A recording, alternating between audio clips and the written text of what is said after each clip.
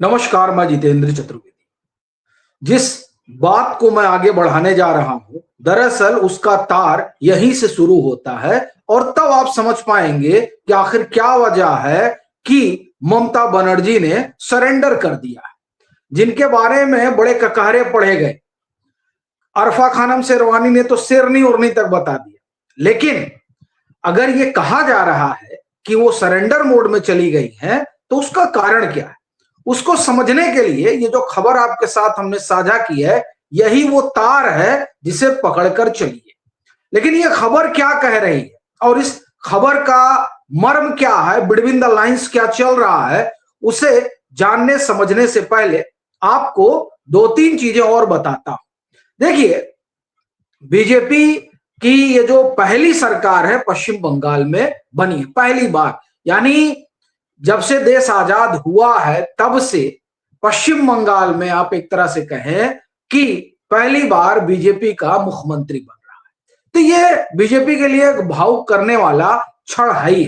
इसीलिए आप देखिए, जब प्रधानमंत्री नरेंद्र मोदी पहुंचे शपथ ग्रहण समारोह स्थल पर, तो वहां जब जनता जिस तरीके से उनका अभिवादन कर रही थी, उससे वो अभिभूत हो गए और वो यूं तो गाड़ी पे बैठे हुए थे शुभेंदु अधिकारी के साथ, लेकिन जब उन्होंने देखा कि नहीं, इस तरह से जो है आवाम का रिएक्शन है, तो वो उतर गए।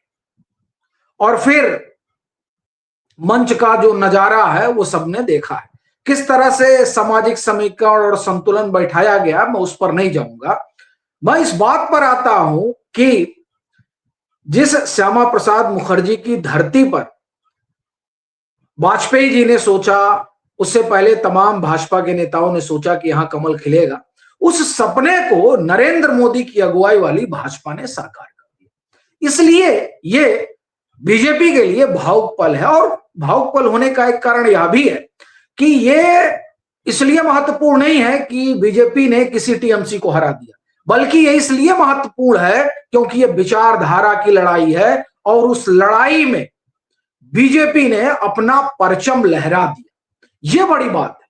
ये देखिए, पश्चिम बंगाल राष्ट्रवाद की धरती, और यहां क्या चल रहा था? लाल सलाम। और उसी को एक तरीके से कहा जाए कि ममता बनर्जी ने कैरी फॉरवर्ड किया था, उसी पर चोट की है इस जीत ने। तो इसलिए ये मामला बड़ा है वैचारिक तौर पर, अगर मैं कहूं तो। अब जहां तक बात वैचारिक तौर पर दफन कर देने वाली है, वहां से अगर आगे बढ़े तो ममता बनर्जी के लिए भी विकल्प कोई था नहीं सिवाय इसके कि वो घुटने टेक दे। या आपको सुनकर आश्चर्य होगा, लेकिन आश्चर्य मत करिएगा। ये जो खबर हमने आपके सामने साझा की है कि मुख्यमंत्री की शपथ लेने के बाद शुभेंदु अधिकारी जाते हैं, वो गृह सचिव से मिलते हैं, कैबिनेट जो उनके मुख्य सचिव हैं उनसे मिलते हैं, और डीजीपी से मिलते हैं। मिलकर क्या कहा जाता है? मिलकर कहा जाता है कि ये जो कानून व्यवस्था के साथ टीएमसी के गुंडे खिलवाड़ कर रहे हैं, इन गुंडों की खाल उधेड़ देनी।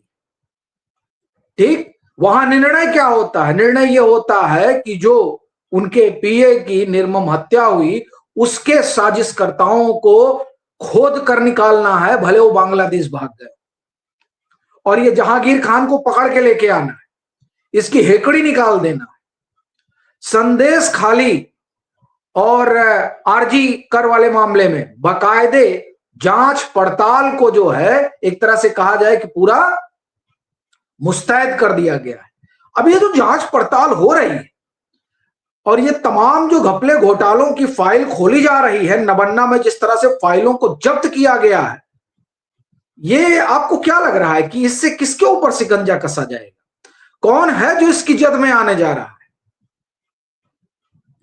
आप एक चीज समझिए कि ये जो आज बैठक हुई है मुख्यमंत्री की, और देखिए मुख्यमंत्री सीधे बैठक ले रहे हैं, ये बैठक बड़ी महत्वपूर्ण हो जाती है एक ऐसे समय में जब 15 साल की टीएमसी सरकार में सिर्फ अराजकता और भ्रष्टाचार हुआ। आईपैक जैसी कंपनियों के सहारे सिर्फ लूट की गई, तब यह बैठक बड़ी महत्वपूर्ण हो जाती है। और यह बैठक बताती है कि किस तरह से नाथा जाएगा। ये जो डर है ये डर ममता बनर्जी को मजबूर कर रहा है।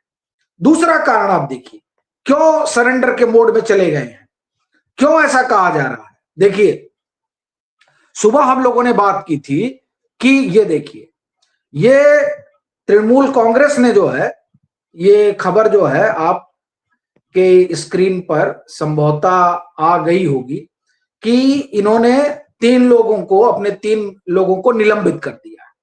क्यों निलंबित कर दिया है? ये वो 3 लोग हैं जो अभिषेक बनर्जी से सवाल पूछ रहे हैं, टीएमसी से सवाल पूछ रहे हैं। अब आप कह रहे होंगे कि इसका ममता बनर्जी के सरेंडर से क्या लेना देना है? सीधा सरोकार है। एक तरफ प्रशासन एक्शन में आ गया है, दूसरी तरफ पार्टी जो है वो बिखर रही है। पार्टी सीधे सीधे कह रही है कि अभिषेक बनर्जी की वजह से हम चुनाव हारे हैं। अब वो पार्टी कह रही है अभिषेक बनर्जी की वजह से चुनाव हारे, और जो कह रहा है उसको बाहर किया जा रहा है। रिजुदु दत्ता, इनके साथ 2 और लोग हैं जिनको निलंबित किया गया है। 6 साल के लिए संभवतः निलंबन हुआ है, जैसा कि आप खबरों में पढ़ रहे होंगे। 6 साल का निलंबन, यानी प्रशासन भी टीएमसी के ऊपर चढ़ा हुआ है। टीएमसी के जो कार्यकर्ता हैं वो अब जिस तरह से अभिषेक बनर्जी की मनमानी चली, उस मनमानी की वजह से वो अब टीएमसी के साथ खड़े नहीं होना चाहते हैं, ममता बनर्जी के साथ खड़े नहीं होना चाहते हैं। ये ममता बनर्जी के लिए सबसे गंभीर संकट का विषय है कि उनके लोग उनका साथ छोड़कर जा रहे हैं। आप हालत देखिए, कोलकाता पुलिस ने अनफॉलो कर दिया। एक्स पर वो फॉलो करते थे, इनको ना अनफॉलो किया, हटाइए। फिर देखिए आगे की कहानी सुनिए। ममता बनर्जी अड़ी हुई थी ना कि नहीं नहीं नहीं, नहीं मैं इस्तीफा नहीं दूंगी, नहीं दूंगी। विधानसभा डिसॉल्व हो गई। भाई वो तो राज्यपाल का अपना विवेकाधिकार है, डिसॉल्व कर दिया। फिर अपना बायो बदलना पड़ा ममता बनर्जी को।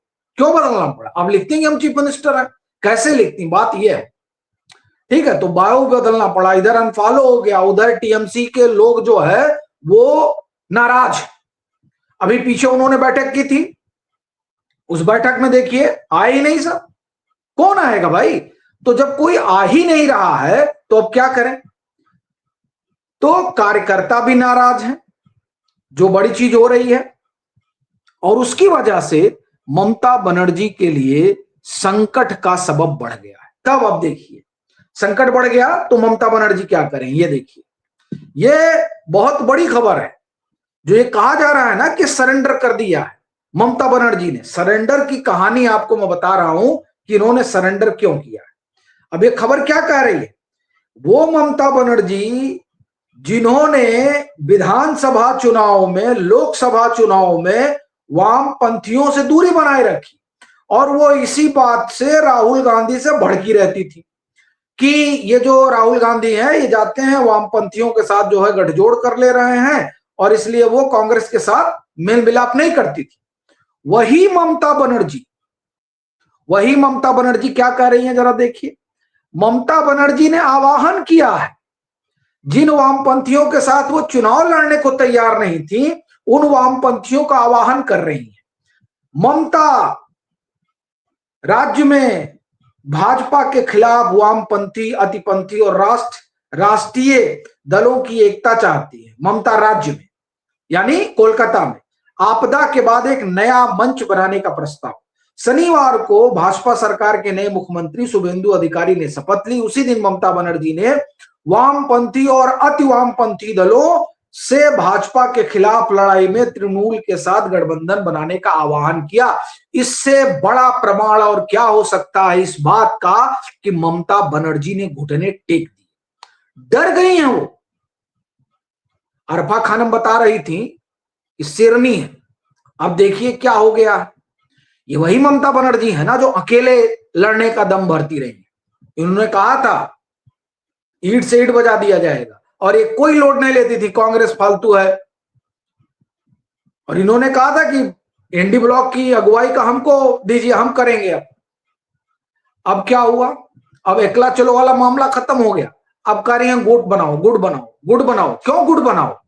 ये गुट बनाने का कारण यह है कि जो कुछ पिछले 15 साल में पश्चिम बंगाल में टीएमसी की सरकार ने किया है, उसकी वजह से अभिषेक बनर्जी भीतर जाएंगे। दर्जन भर से ज्यादा नेता इनके भीतर जाएंगे।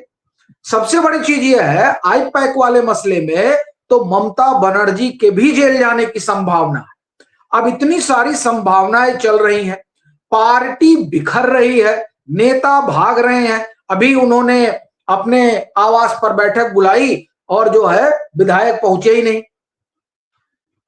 जो नेता है वो नाराज है इस बात को लेकर कि ममता बनर्जी धृतराष्ट्र बन गई हैं।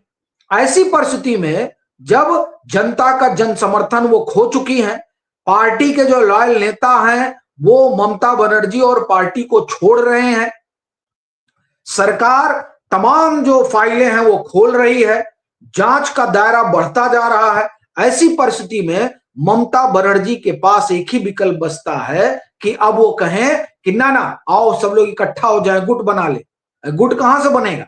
जिन वामपंथियों से ये कह रहे हैं कि आओ हम जो है मिलजुल कर भाजपा खिलाफ लड़ाई लड़ते हैं, वो वामपंथी तो कह ही रहे थे कि पहले तो ममता बनर्जी को भाजपा हटाए, फिर हम भाजपा से बाद में लड़ ले। तो वो क्यों आपके साथ आएंगे? एक और दूसरा, यही वामपंथी जो वहां मैगजीन निकलती थी उन लोगों का, उसको विज्ञापन नहीं देती थी ममता बनर्जी। अब ममता बनर्जी कह रहे हैं कि आओ हम लोग जो है मिलकर लड़ते हैं।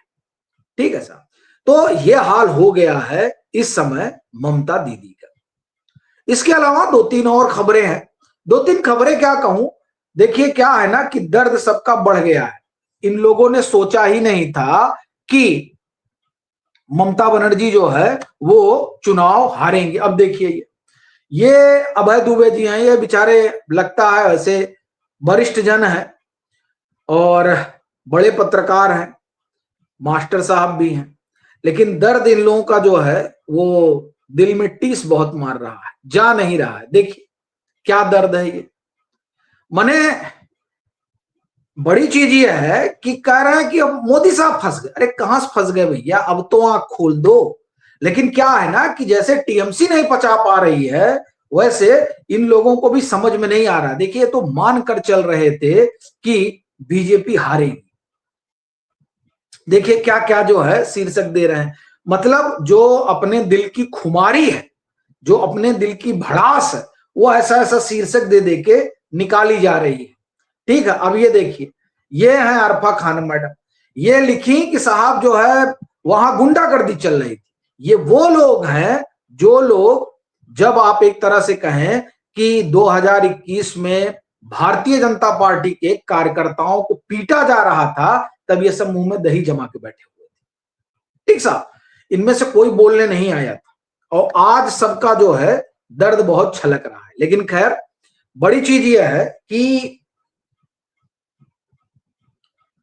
पश्चिम बंगाल में हालात जो है वो बदल रहे हैं और जब हालात बदल रहे हैं तो बहुत सारी चीजें जो है वो बदलेंगी और वो जो बदलाव है वो बदलाव इन लोगों को परेशान कर रहा है। तो कुल मिलाकर कहानी यह है कि जिस तरह से वहां पर बीजेपी की सरकार आई है, उसके बाद से तमाम विघ्न संतोषी जो हैं वो एक तरह से कहा जाए कि बौराए हुए हैं और इधर ममता बनर्जी की हालत खराब हो रखी है कि अब किया जाए। इसीलिए वो अब कुनबा बना रही हैं कि हमें कैसे लड़ना चाहिए। तो ये जो हमने कहा कि उन्होंने सरेंडर कर दिया, उस सरेंडर की असल वजह यही है। जो अकेला चलते थे वो कह रहे हैं गोल बनाओ गोल बनाओ गोल बनाओ, अकेला नहीं चलेंगे। अकेला चलेंगे तो ऐसे ही 80 पे आएंगे तो गोल बनाएंगे। तो ये हाल है भाई साहब। बाकी आप लोगों की क्या राय है जरूर साझा करें।